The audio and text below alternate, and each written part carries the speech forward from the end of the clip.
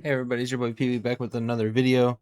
Now today's going to be a different type of video. It's essentially going to be, well, like it'll be the usual type of video, but it's going to be recorded somewhat differently simply because if you don't know, Tappy Tune, which is the website you can see that I'm on right now, um, they are the reason for like my one copyright strike on my channel at the moment. So I'm just going to have their website pulled up.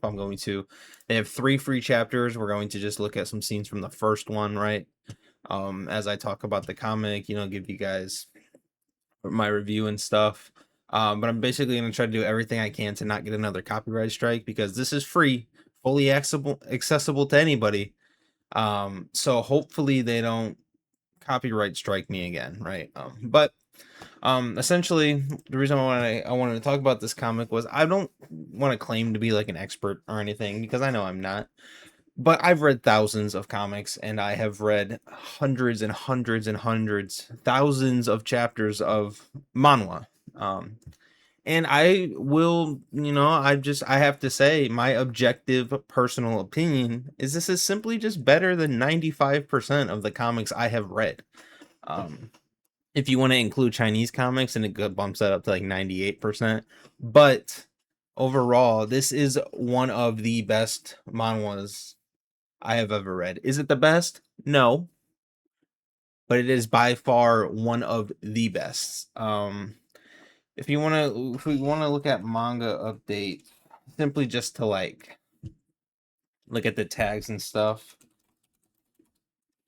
Tower defense games.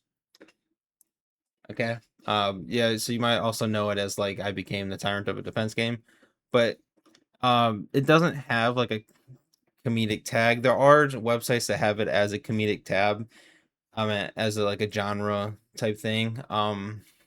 That is probably the most misleading thing about this comic is on some websites you'll see it have a comedy tag. This is by far, and yes, it does have comedic moments because without those comedic, lighthearted facial expressions, as you can see here, or like other types of moments, this would be a really very depressing comic. So like I feel like there is a good balance of comedy with the major depression that you will get from reading this comic, and you will get depression from this comic. Like I'm just gonna say I literally almost cried reading a chapter earlier. Like I was teared up and everything. Because you will get attached to a character and yeah, adios to that character.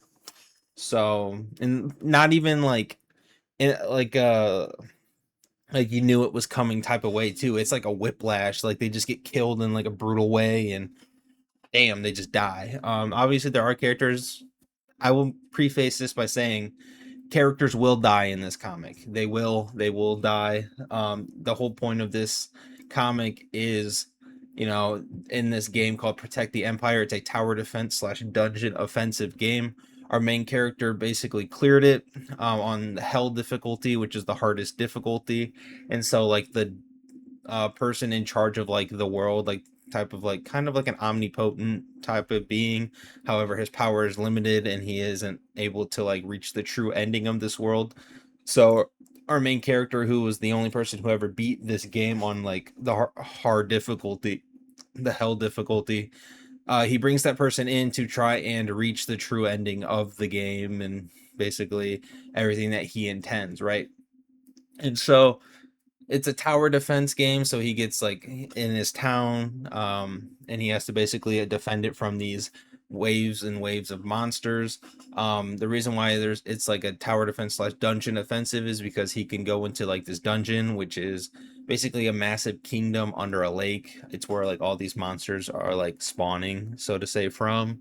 It's where they reside, and as they like slowly clear their way through the dungeon, those monsters are what the tower defense aspect is that they have to defend from. So it's like the first room or like the first floor area of the dungeon.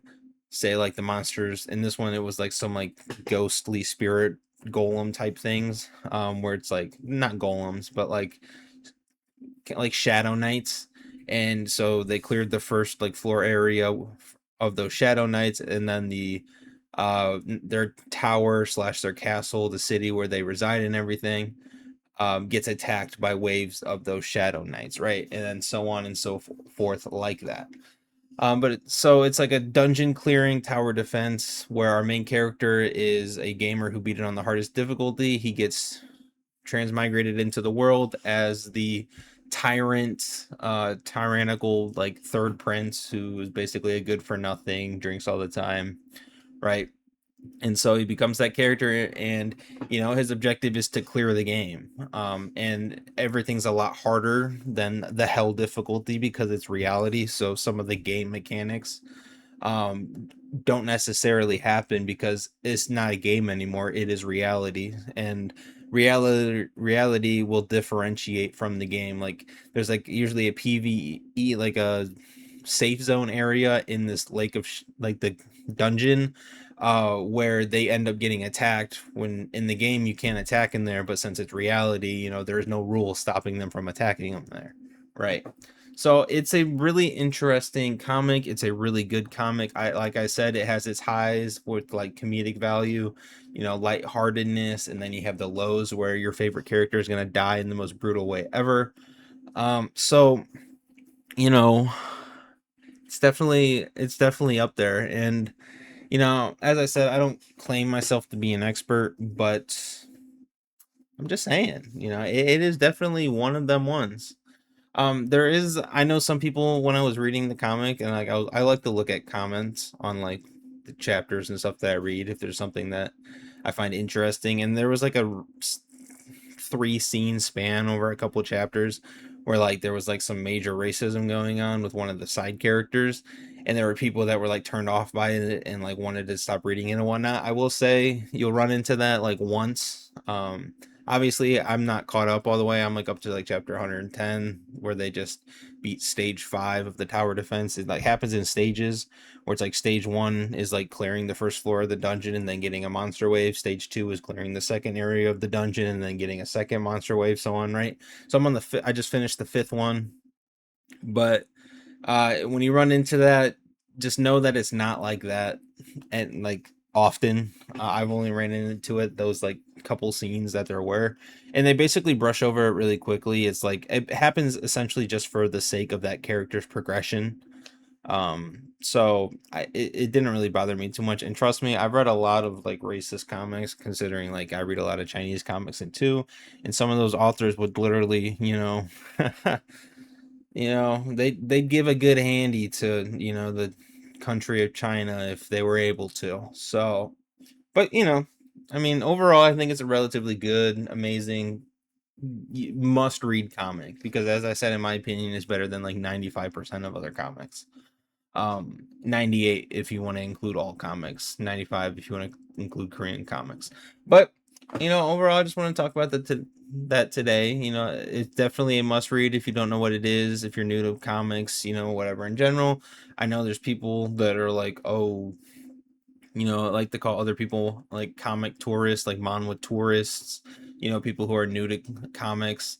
And like it's kind of just like that kind of just feels disingenuous to me, and unwelcoming. And I want this channel to be a place where people who are new to comics, old to comics, where we can all come together and talk about these comics that we all love, whether we've been reading for 1 year, 5 years, 10 years, right?